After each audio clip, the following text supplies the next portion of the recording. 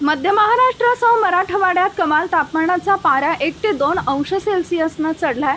मात्र विदर्भात उष्णतेची लाट कायम आहे। पुढील 1 ते 2 दिवसात वादळी वाऱ्यासह तुफान पावसासाठी पोषक वातावरण निर्माण झालंय। त्यामुळे राज्यातील या 7 जिल्ह्यांमध्ये विजांच्या कडकडाटासह तुफान अवकाळी पाऊस होण्याचा अंदाज भारतीय हवामान विभागाने दिलाय।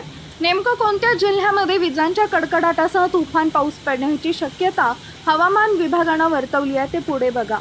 त्या अगोदर आपल्या चॅनलवर नवीन असाल तर चॅनलला सबस्क्राइब जरूर करा, जेणेकरून अशा प्रकारच्या अपडेट्स या तुमच्यापर्यंत पोहोचत राहतील। पश्चिम मध्य बंगालच्या उपसागरामध्ये सक्रिय असणारा कमी दाबाचा पट्टा निवळलाय।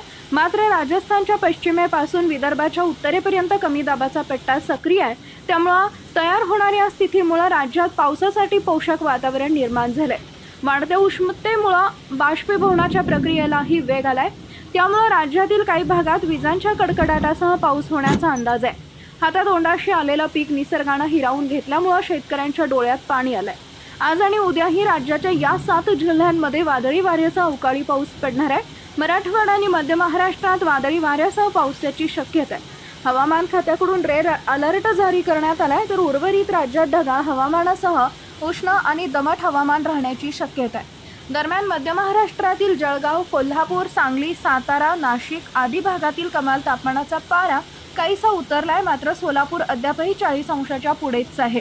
पुढील 2 दिवस नंदुरबार, कोल्हापूर, सांगली, सातारा, सोलापूर, छत्रपती संभाजीनगर, जालना, बीड या भागात मेघगर्जनेसह पावसाचा अंदाज हवामान विभागाने दिलाय।